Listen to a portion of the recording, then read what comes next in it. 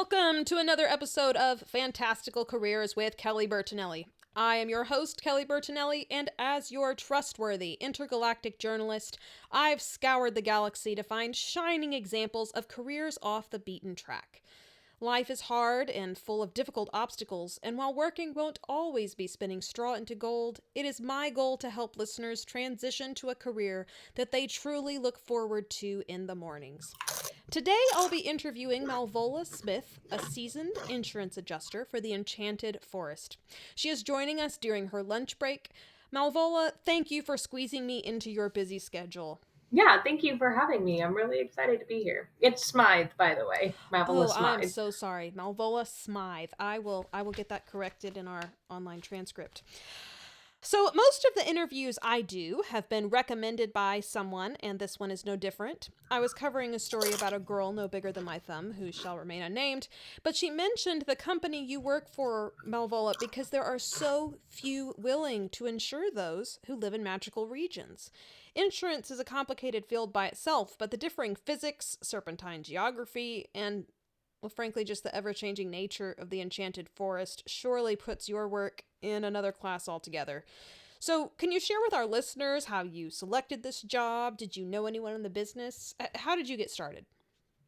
I mean, the answer is really simple, Kelly. I became an insurance adjuster because I wanted to help people who have fallen on hard times, and this was the most effective way of doing that. If you get a house dropped on you or you get thrown off the top of a castle, you're entitled to compensation from your insurance to help you get back on your feet, as it were. And that's the primary purpose of insurance. And I love giving people the opportunity to get their lives back.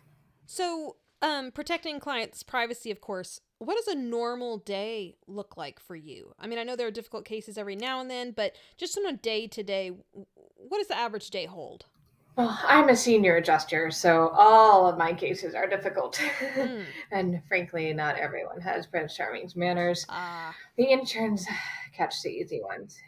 It really comes down to discernment because you have to know which claims to deny and which ones to approve because there are limits. There are limits to the funds that we have and the number of people that we can and, frankly, are willing to help because there's limits to Mm. stupidity as well. True. My job involves weeding out those who would take advantage and steal compensation from other more deserving individuals. So you mentioned Prince Charming. I don't want to detour, but before we began recording, you said he holds a life, carriage, and castle policy, which you handle specifically. The skill to handle high profile individuals with grace and tact would seem to be a necessary skill for those looking at entering the insurance business. Would you agree? Well, I don't want to brag, and of course, privacy is a consideration here. But when my secretary says the king wishes to see you, my response is generally, which one? Wow. Because we have a shocking amount of those with royal blood who have policies with us. The Enchanted Forest encompasses 4 countries, 3 tribes, and 18 regions, and that's a heck of a lot bigger than a 100-acre wood, if I may say so myself. Those pursuing new occupations often wonder how much traveling is required. So, how much traveling do you have to do your job? Oh, I hate traveling. It is so dangerous out there. I mean, if you could see the kind of things that happen, I mean, gosh, all you have to do is read a couple of my reports. I mean, it's just, whew, it is not a traveling job, and I am perfectly fine with that. It is a desk job. The field agents can do their job, and I get to sit in my nice air conditioned office and read their reports and approve or deny claims. The last time I traveled, the inn had little statues outside that moved when you weren't Ooh. looking at them. It was so creepy. Never again.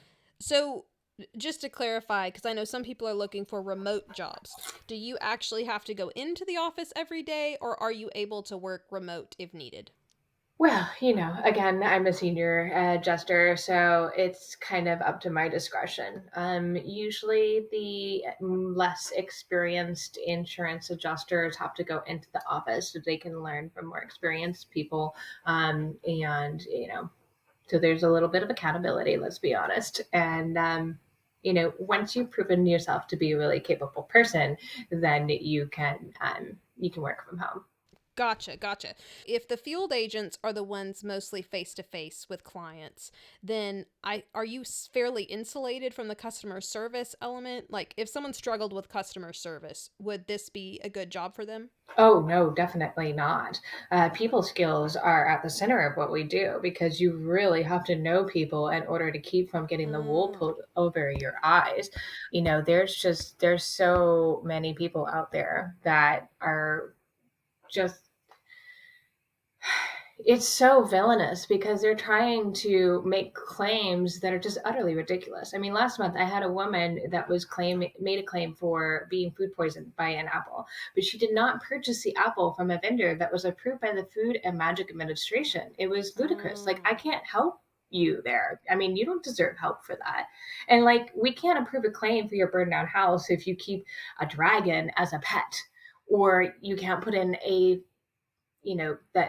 claim for a foot that you lost because once again you kept a dragon for a pet. Like, I Mm. mean, be reasonable. On the other hand, if a man impales you with his ship, we're here, and if a gang feeds you to an alligator, we're here. That's what we're here, is to really help the individuals, the truly deserving individuals, I should say.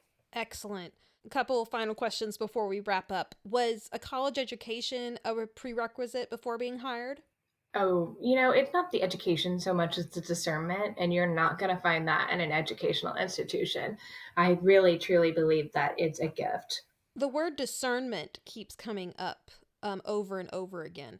So, in order to cultivate that, do you have any final pieces of advice for anyone wanting to become an insurance adjuster to develop that what seems to be a very integral skill to your job?